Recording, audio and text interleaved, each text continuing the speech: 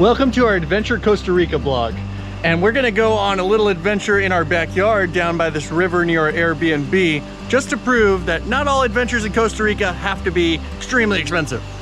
So one of the things about Costa Rica is from 20 years ago when everybody started to do the tourist thing there, it has this reputation for being inexpensive. And I've been in a lot of places in Latin America, and I gotta tell you, this is the #1 most expensive place in Latin America, especially if you're gonna go to the really popular tourist areas, which is where we went on this trip.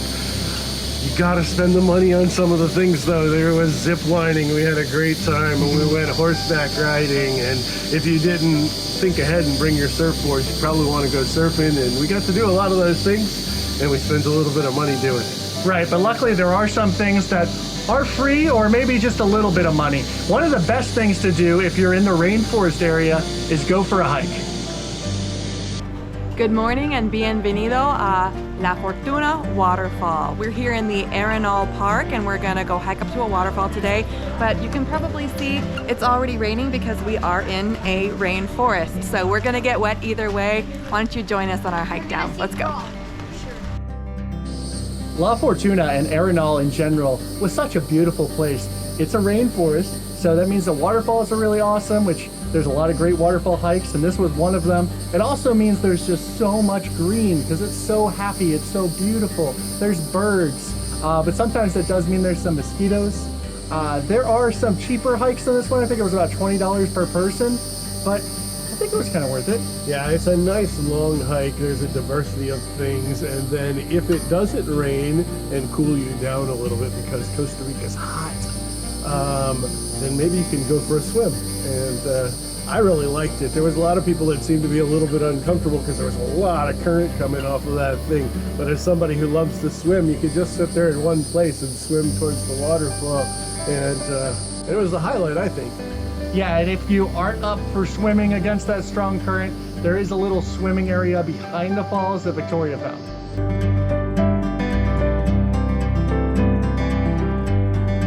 Hey guys, we're here at Rio Celeste in Costa Rica, and it's gorgeous. I will tell you that you guys want to get here as early as possible.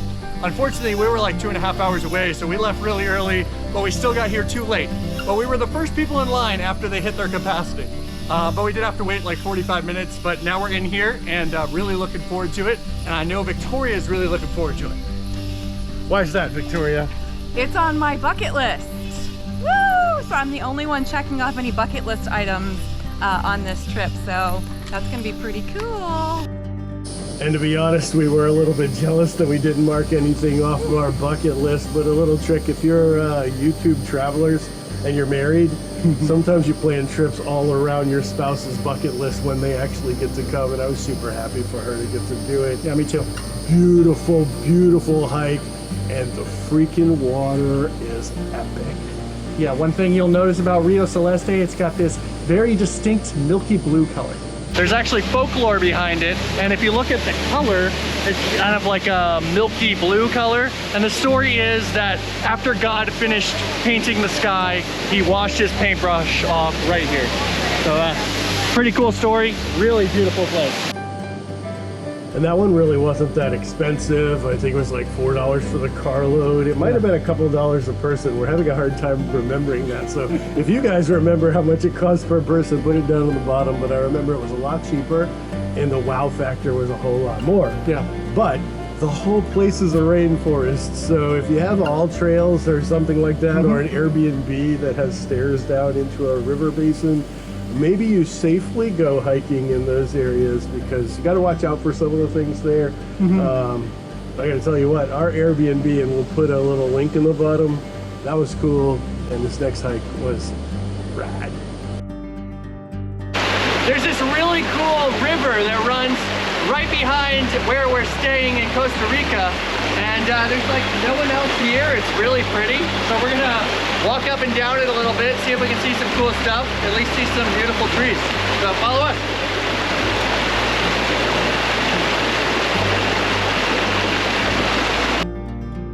There were aspects of this that I actually liked better than the ones with all the crowds, because there was a toucan up in the tree and all these birds flying around. butterflies and this and that. We even had that, you remember that little bird that made the cool nest? Yeah, that was awesome. Back and forth. That was super awesome. If we can find some footage, hopefully it's over this right now. If not, I apologize, you'll have to go and see it yourself. Another cool thing was the little poison dart frogs. I've never actually seen those in person. One of our biggest recommendations anywhere we go is to try to get there early, before all the crowds come, before the tour buses come. And then once it's like noontime, you have yourself a nice meal and then go and relax in a pool if you have one, or if you can make one. Man, if you think about it, this Airbnb really is a great deal because they didn't advertise that they had a pool. That was really awesome. And now we're gonna move to another area where you can find some awesome adventure and some great deals. We're gonna head over to the beach.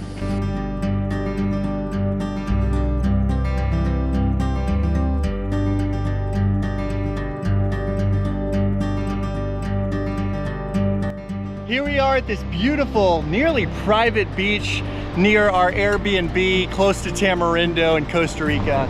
And it's gorgeous. I mean, you got the mountains over here in the background. There's like hardly anyone on this beach at all, and it's like 9 o'clock. And right now you can tell it is low tide. The water is very far away from where the tree line is. But it looks like fun. And I know the pool wasn't very cold, so I'm not expecting it to be too cold in here, but maybe a little bit more refreshing than the pool. So let's go check it out. And being from Florida, we're used to that time of year. It was like April. It was exactly April because it was my birthday. And we were used to the water being a little bit cool, and we weren't sure we wanted to go in, but the water was just delightful. That's perfect. A really good place to go in April. And if you can go with your family, my brother and his family were there with us, and that just like took it up another notch. Yeah, and that was awesome. And being from Florida, and him originally being from Florida, we like to surf and body surf. So waves weren't great, but there were a couple of rideable ones, and we had some fun out there.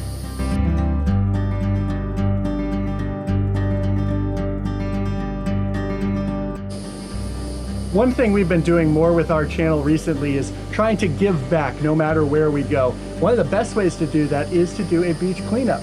So it was Dad's birthday, and I asked him, what do you want to do for your birthday? And he answered with a resounding, let's all go together and have a beach cleanup. And so that's what we did.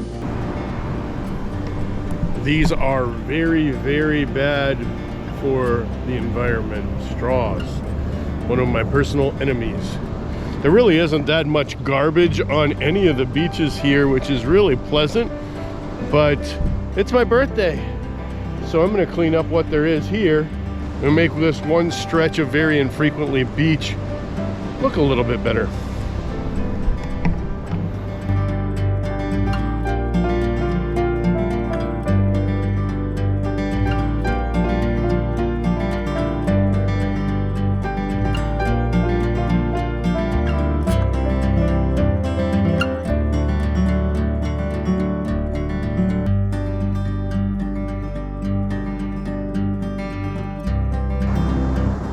Even when a place is relatively clean, you can find a lot of microplastics everywhere, and they're actually another major problem for our environment, especially an environment where there's turtles, and there are turtles here.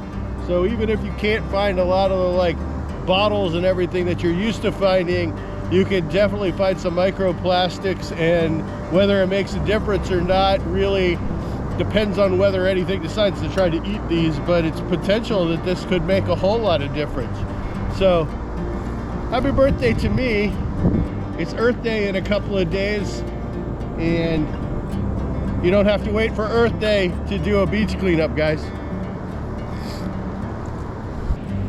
When you get to the more public beach, there still isn't a lot of like large debris, but there's a lot of microplastic here, and you can spend hours just in a couple of square meters trying to get it all cleaned up, which I don't have time for, but I'm hoping to do a little bit more because we're going to an even more remote black sand beach now, and garbage really stands out on a black sand beach, and sometimes when things are remote they aren't picked up as well as they seem to be here. But if you have the time and the patience, picking up microplastics is always a good idea.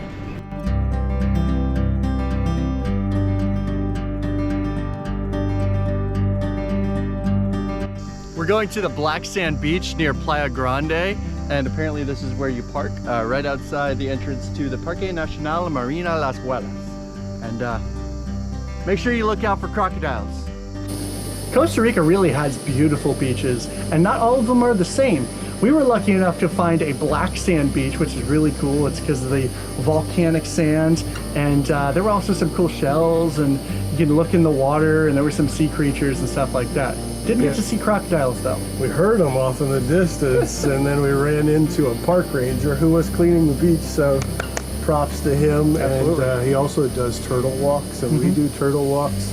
And so it was just like camaraderie park ranger thing for a minute, like a bromance or something, but they were doing a really good job of keeping that clean. And that area was very beautiful and very unique compared to some of the other ones, but we had a really long stretch near the beach that we've shared a little bit with you, but we want to show you something else that's pretty cool about it.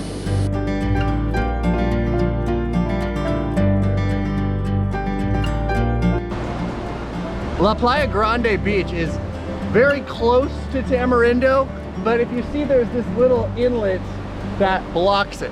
And at high tide, there's little boats that you can take to get across from either side that are a couple of bucks. But at low tide, like it is now, it looks like we can just walk straight across it. So we're gonna go do that, and just think when you guys are at La Playa Grande or Tamarindo and you wanna go to either one, make sure you look at your tides, because at low tide, I believe that we can cross it, and we will confirm that in a minute.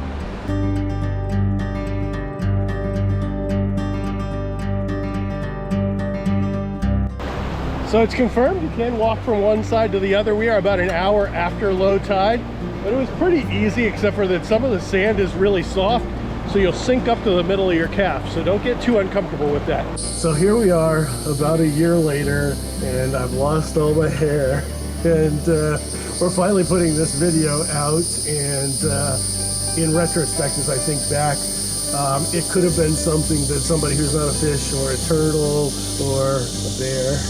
Yeah, bears swim pretty well. So if you're not that comfortable with water, you probably should just go take the $1 boat across from Tamarindo. If you're staying in Playa Grande, you definitely want to go there. It's a little bit expensive, but there's a lot of cool stuff to do.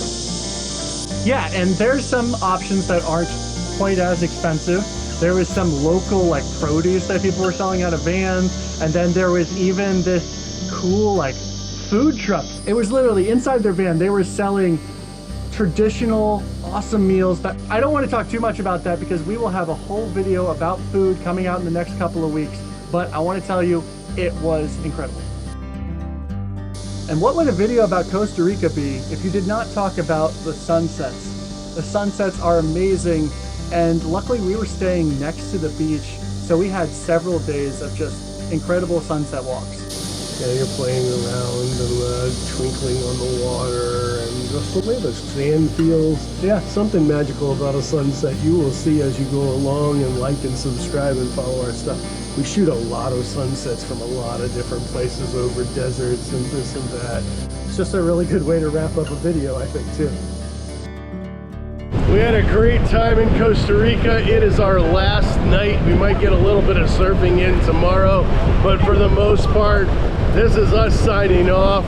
The sunsets here have been gorgeous, and we're gonna leave you with a nice sunset shot and time lapse so that you can contemplate watching more of our shows. But in the meantime, find yourself on a journey.